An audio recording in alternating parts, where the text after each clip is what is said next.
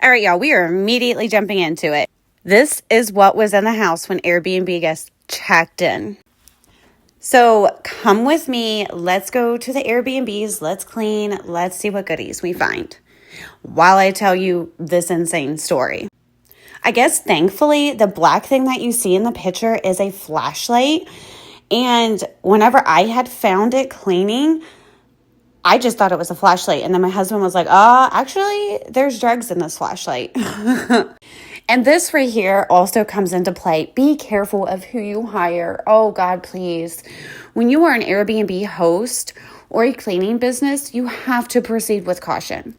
So we had cleaned this Airbnb. Okay, we cleaned it and we left. We have hot tubs at the homes that we service, and the owners have hot tub people that take care of that. Well, this particular hot tub person came in after we had cleaned, and he was also doing some maintenance work for the homeowner. And mind you, I found these drugs in a bunk room. And apparently, he had literally dropped that out of his pocket onto the floor. How the Airbnb guests didn't they must have just really thought it was a flashlight and set it to the side.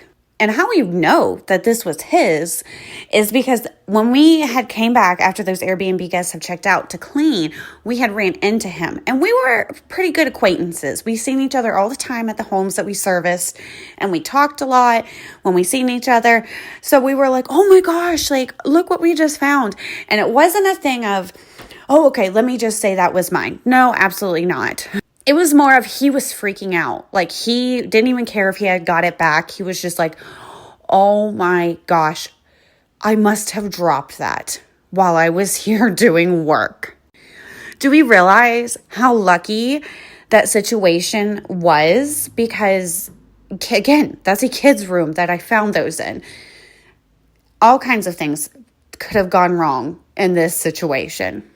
And this is another thing for cleaners. Take pictures after you are done your clean to protect yourself. That could have easily fallen back on me. And when you take pictures, it proves how the home looked when you left. And also in the end, this man had some weird obsession. He literally tried to burn my business to the ground. I do not have the time to get into this. This man was on a whole other level of crazy addict.